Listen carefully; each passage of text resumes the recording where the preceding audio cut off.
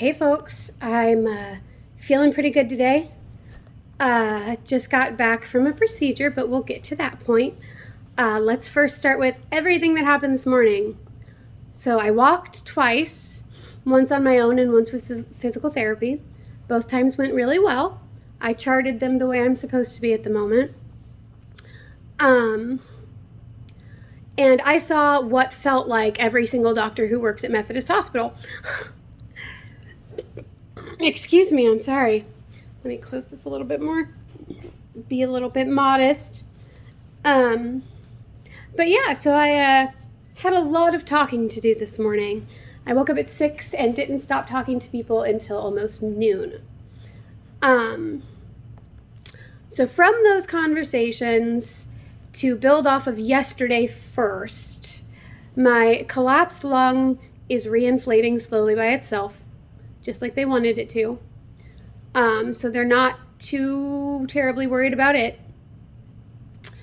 And my deep vein thrombosis blood clot is not in my arm. The person who told me that was misinformed. It's in my neck, right where this catheter is. So that's really, really common with neck catheters, or any catheter really, blood clots. So they're not particularly worried about it, but they are treating it and they are going to keep an eye on it. So I'm basically going to be on a blood thinner for about 3 months, they said, and they're going to systematically check that area for blood clots. But it is at low risk for becoming an embolism, which was a concern that my mother got to bring up as I happened to be on the phone with her when that particular doctor was in the room. So that was cool. Other things. They may be putting in a new port for outpatient peripheral access. A port is the thing that I had in my chest before that they accessed when I was in the hospital to give me my medicines and stuff. They said I'm going to have a lot of new patient, well, not new patient, but post-transplant blood work, lab work, IVs, stuff like that. And it's just going to be easier for everybody involved for me to use a port instead of peripheral IVs, which never really work well for me and leave me with my arms looking like this, if you can see that giant bruise. So I may be getting one of those before I get out of here. I just don't know exactly when. They were going to do it today, and then somebody higher up changed their mind. I don't know why, but whatever. For the other procedure that actually did happen today, I had another bronchoscopy. They needed to check a little spot of necrosis that was on the left side of my lung.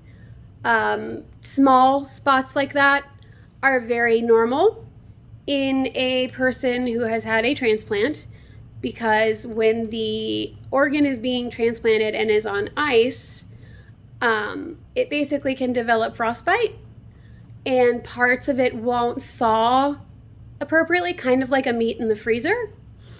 Sometimes gets little spots on it that just aren't good.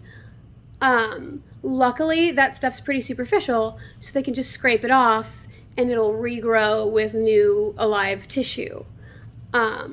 So there, again, that's very normal.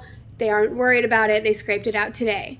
And while they were in there, they scraped out some extra secretions that I had growing that hadn't cleared themselves out yet. So that was good. As for eating, so I've been on a liquid diet this whole time. So a full liquid diet, anything that is pureed or blended or something like that, I can eat, but pretty much nothing else. I've been asking them to take the gastric emptying test to be cleared to eat solid food, and they haven't been doing it. Well, I finally got the answer for why they haven't been doing it.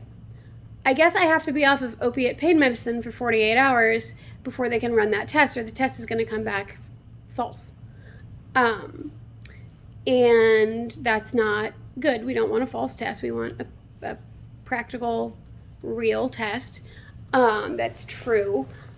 And I've been on opiates because of the pulmonary pneumothorax. Thorax. I have not been able to say that all day. So let's just say collapsed lung. So because of that, I've been taking the opiates. So I'm trying to get off opiates starting today. I think I took some really, really early this morning, like 3 or 4 this morning, but I can't remember. I actually got some sleep last night, so I don't remember the whole night. But that's all awesome. All good news. The rest of the updates will come in my live video tomorrow night at 8 o'clock. Some basic questions that I'm going to answer before I start answering the ones that you guys have sent me already, which I've only got about 6 or 7 of those so far. I do appreciate that some of you are actually reaching out with questions, though. That's awesome. I'm not allowed to use a straw, so I had to wait for my drink to melt. Not allowed to use a straw until I get the tube feed, or the tube drainage out, I don't think, because it causes like a difference in pressure or something. But I'm doing well. I've had a good day. I took a nap earlier, got my rent paid, which was nice. I thank Joe for that. He was able to pull that together. But yeah, the goal is to try to be out of here before the beginning of December. So I think that's very doable. And I'm very pleased with myself because that's less than a month. And I really, really wanted to be able to get in and out of here in less than a month. That was one of my personal goals. So I'm really excited about that. Last but not least, this badass robe that I actually like is pink. My nurse found it for me when I went down to do my bronchoscopy. So I switched out of my button-up into this gown because I actually like it. It's cute.